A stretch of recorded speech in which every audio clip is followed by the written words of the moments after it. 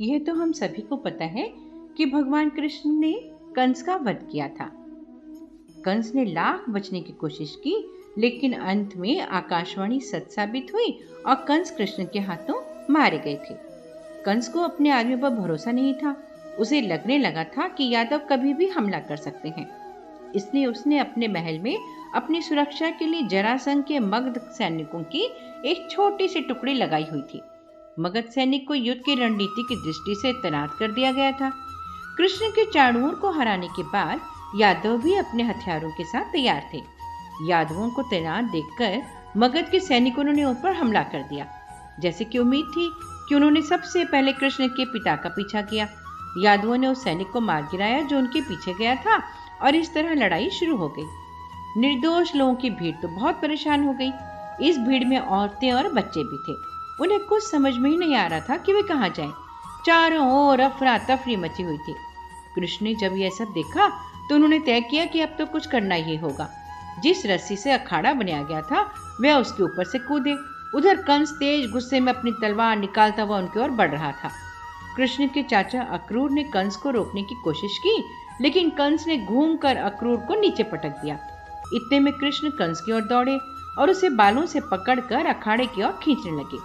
कंस के हाथों से तलवार की पकड़ छूट गई और वह गिर गया। कृष्ण कंस को घसीटते हुए अखाड़े में ले आए और उसकी तलवार एक ही वार में उसका सिर धड़ से अलग कर दिया। फिर उन्होंने शंखनाद किया जो कि कंस के पास था।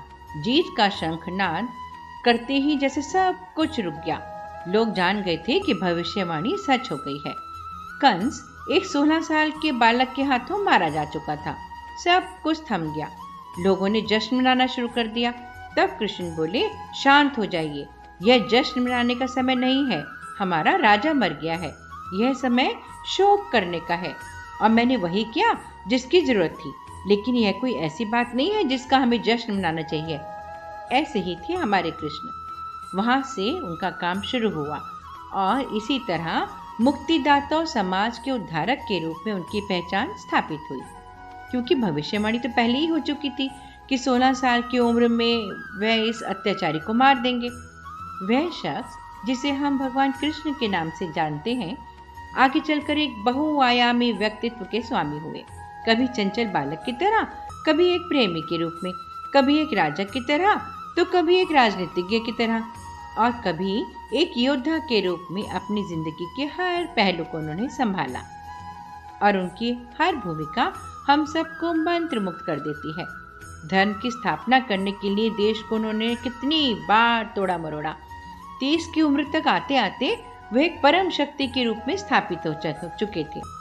कई लोगों ने अपने राज्य देने चाहे, लेकिन तमाम राजाओं के बीच एक मध्यस्थ की तरह ही वे हमेशा बने रहे। तभी उन्हें धर्मगुप्ता के रूप में भी जाना गया, जिसका अर्थ होता है धर्म और न्याय का साथ देने वाले। उन्होंने कभी किसी राज्य पर शासन नहीं किया, लोगों के दिलों पर शासन किया। ऐसा करने की ताकत और योग्यता उनमें दोनों थी। ऐसे थे हमारे भगवान कृष्ण।